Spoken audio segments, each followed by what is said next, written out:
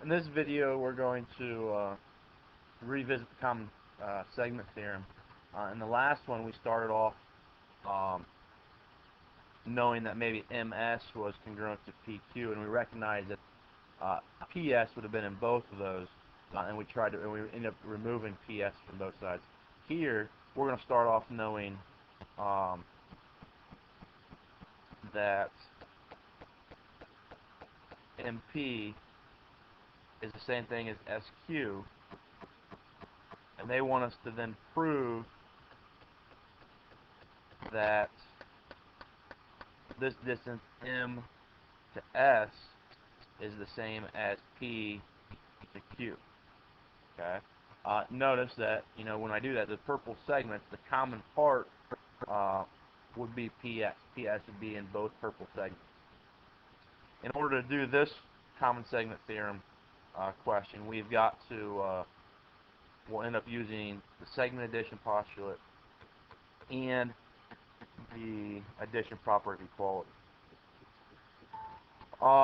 Start off with MP being equal to SQ, so I'll write that in.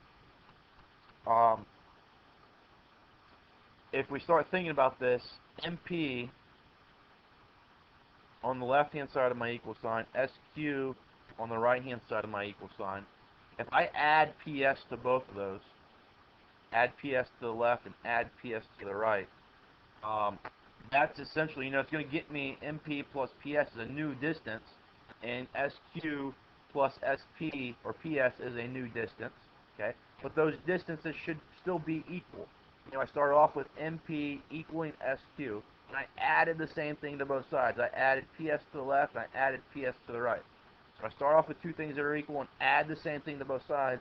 My result, this sum on the left, should still equal this sum on the right.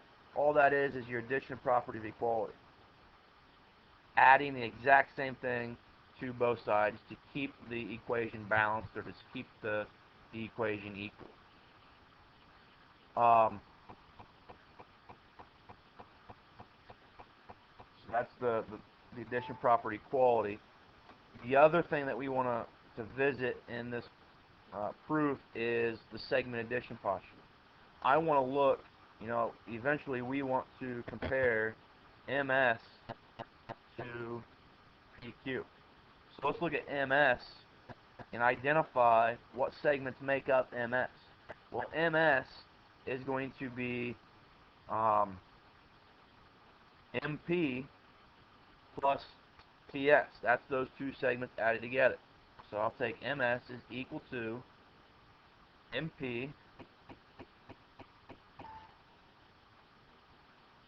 plus PS. And that's your segment addition postulate. Okay. Then I want to do a similar thing with PQ.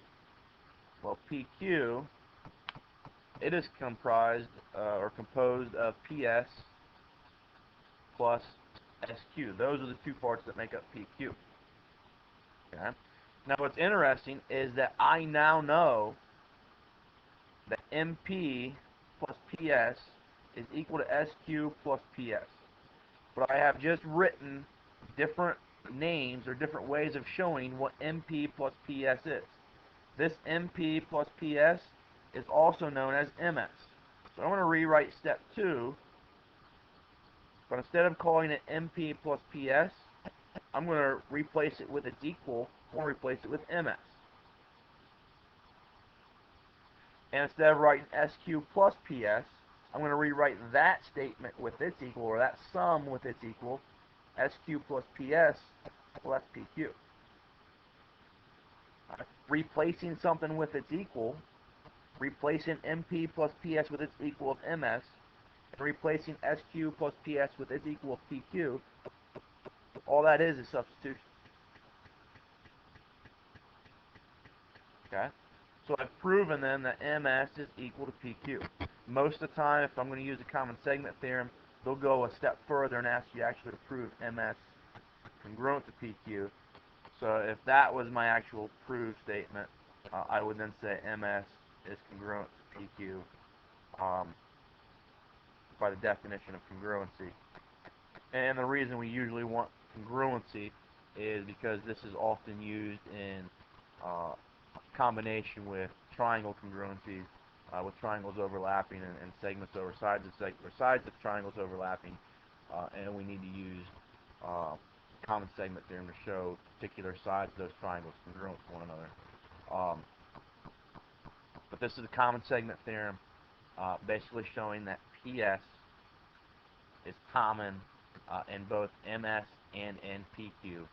So if I start off with two distances that are the same and then add PS to both of them, I should end up with a result, two new segments as a result, but those two new segments should still have the characteristic of being congruent to one another.